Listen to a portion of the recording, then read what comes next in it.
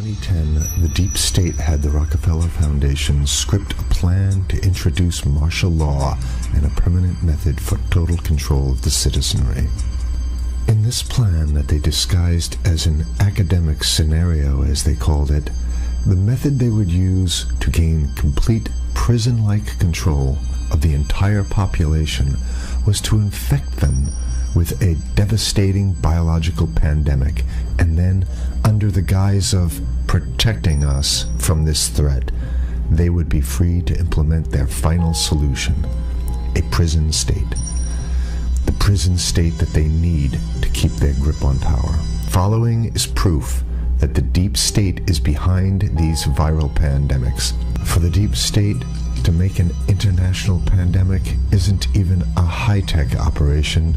It's a no-tech operation. It's easy. A simple vial of Ebola, SARS, MERS, Spanish flu, or coronavirus, or whatever they come up with in their secret bioweapons lab, is all they need to bring the world into their total control. The only thing you have to remember is if they can do it, they will do it, which means they already have done it.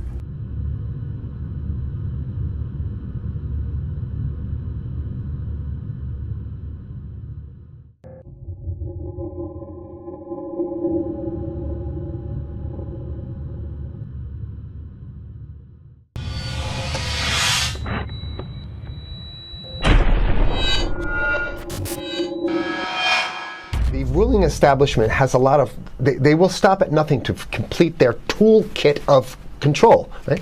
So one of the things that has been missing from the toolkit of total control has been quarantines and curfews, right? Mm-hmm. So now, welcome to the new world in America, where to get on a bus, to go through a subway station, if you think that the procedures at the TSA are onerous, right? Guess this is coming to a bus depot near you. It's a more invasive way, and the ruling class needs this because, let me say, if the ruling class ever saw wide-scale civil unrest, you'd see an Ebola outbreak in America right away. Okay, so this is, what you see is that Ebola is another tool in the toolbox of the ruling class control. Yeah, to keep down absolutely, repression. positively, 100%. This is a tool. Right. Ebola doesn't just magically start spreading. Mm-hmm. And then we have this doctors that come back here. The white people, of course, live. Mm-hmm. The two whites who got it survived. All the black people that get it die. Right? It's very possible that these one of these NGOs over there is going around with a veil of Ebola, or spreading it from a small plane onto villages. The point is to get hundreds of thousands of people infected with it and create the next phase of control. Now, one of the things I'd like to show to back up my my claims here. Here's a document from the Rockefeller Foundation. Rockefeller Foundation, right there. You can zoom in on that, where my finger is. It's called Scenarios for the Future International Development, the Rockefeller Foundation. All right. Okay. Let's take a look at what they're saying here. This is something like a 50, 60-page document. I'd like you to go to page 18, if you can look at this up on the internet, but I'll read it off to you. It's called lockstep, lockstep. And this is a phrase that I used right after 2001, when I saw the entire system of the United States, including the population, were in lockstep.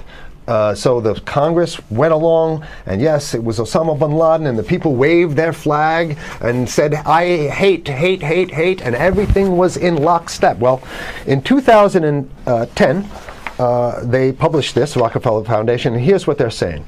They're saying that they call it a scenario. These are scenario narratives, and they speak about it in the past tense. So they put out this scenario, lockstep. A world of tighter, top-down government control and more authoritarian leadership, with limited innovation and growing citizen pushback.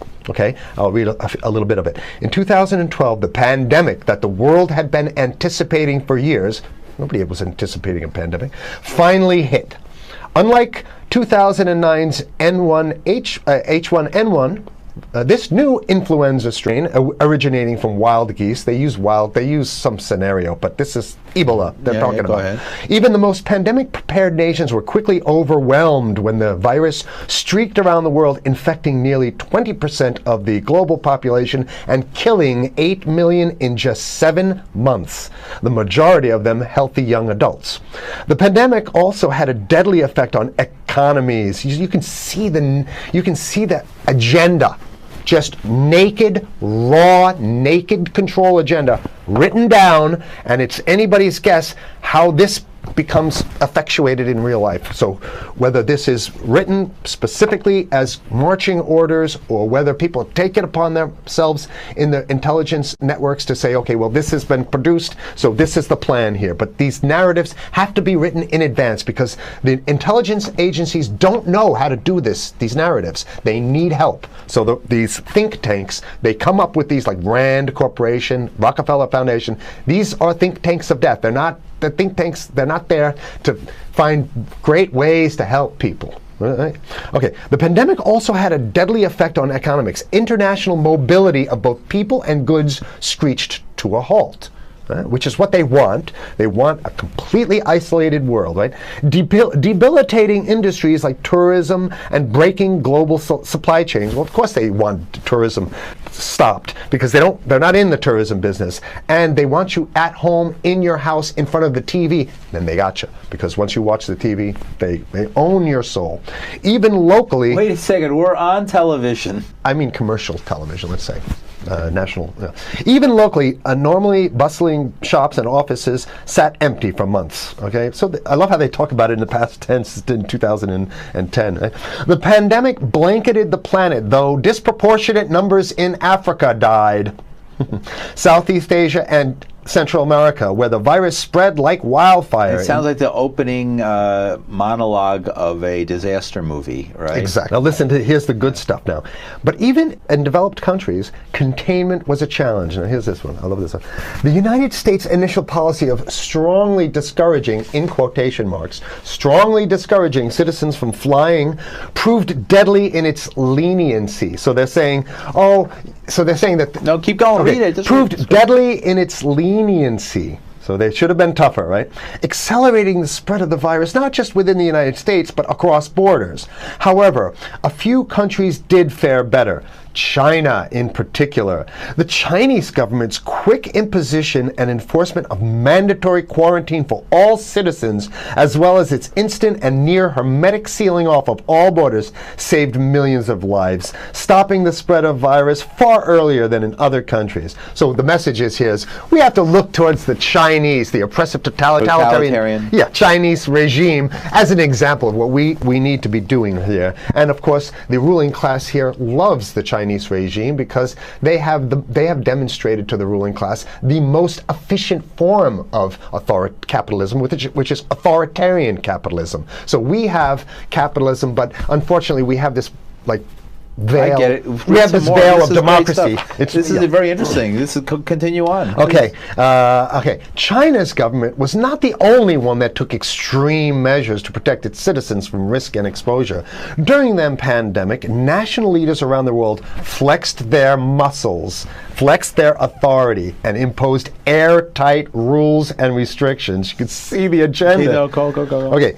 From the mandatory wearing of face masks to body temperature checks at the entries to communal spaces like that's what's happening right now. Yeah, but soon it's going to be like body, It'll be at the subway? Yeah. Well, is that what you're saying? We'll be going through this in the subway to get on the buses and the subway? Absolutely. Things positively. like that? And what this means, though, is, don't think about having a cigarette, a joint on you, or, basically, you can't. This is a dragnet for everything. So if in order for you in other words, just like with stop and frisk, this is ultimate stop and frisk. This is the ultimate cavity stop and frisk, cavity search kind of thing. All right, so during the pandemic, national leaders around the world flex their authority. Now there's some good stuff. Listen to this. And even supermarkets, they want body checks at supermarkets. Okay, so basically what they're saying is they're building a system where every move you make, you got to go through them. You can't get food. Well, how about if you go to the farmer's market? Right. Here's the good stuff now. I mean, it just keeps getting better. Even after the pandemic faded, this more authoritarian control and oversight of citizens and their activities stuck and even intensified. That's the whole point. So they're going to get rid of... Didn't that happen already with 9/11? Of course. 9/11 was how many, 14 years ago, and we still have all these draconian so rules. They're going to put the body cavity USA searches Patriot and all That's that right. stuff. So in order to get to a supermarket, you got to have a body cavity search, and then when there's no more Ebola, well, you know what? We kind of like this way because we have a complete infrastructure of a control grid. In order to protect themselves from the spread of increasingly global problems, from pandemics and national terrorism to environmental crisis and rising poverty, leaders around the world took a firmer grip on power. Well, what the hell would rising poverty have anything to do with imposing strict citizen controls with face masks? So they're very sloppy stuff here. At first, the notion of a more controlled world gained wide acceptance and approval. I'm sorry. Nobody likes this stuff. They're just saying it. No, I have to provide analysis. Only because we only have 5 minutes left, so that's Oh my God, okay. Citizens willingly gave up some of their sovereignty and their privacy to more paternalistic states in exchange for greater safety and stability. I mean, that's just a complete naked contradiction to the famous saying that if you think you're going to give up a little bit of security, I mean, if you're going to give up your freedom for security, you're going to get neither. That's the long-standing thing. And here what they're doing is they're not even ashamed or embarrassed to absolutely say the exact opposite. They're saying, yes, we all want to give up our privacy and sovereignty for more stability and security and stability. So you don't get that. When you give it up like that, you get the shaft. Can you show us the cover again of what you were just reading? One more time, and then I have two more documents. Right, this is what we were reading here, and just zoom in a little bit so folks can see it. He'll zoom in, don't worry, you can relax. And scenarios for the future of technology and international development. Okay, now I have two more documents. Keep it zoomed. We have the National Security Memorandum of December 10th, 1974. This is Henry Kissinger's brainchild. The National Security Memorandum number 200. You can look that up on your internet. I'll summarize it. He says that there's too many people, we got to get rid of the population. So to answer your question. From earlier. Yeah, he says, he used the word depopulation, which is different. Depopulation means killing people that already exist, and it's to get the minerals, because we need the minerals. And here's another one. The CDC has a patent on Ebola. They've patented it. Yeah? Right. So basically, if you want to get a cure for your Ebola, you got to go. It right up here, right? It says human Ebola virus species and compositions and methods thereof, and it's a patent. It's a patent. They patented the main strain plus something like 17 other strains of it. So they own it now, and I don't know how exactly you can own that, but apparently they've done the same thing. Yeah, I didn't think you could own a natural. Yeah, you can.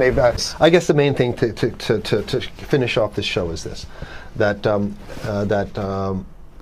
they want to get more control, more and it's going to be curfews and quarantines. So what I'm saying is that unless the American people start to get some new way to revolt, a new way to organize, new way to protest, unless we can break through the apathy, because that's what we have here, then it's going to be a slave state here. The ruling class doesn't seem to have too much resistance. They're getting everything on their Christmas shopping list, and they've been wanting quarantines and curfews for a long time. Now they got it.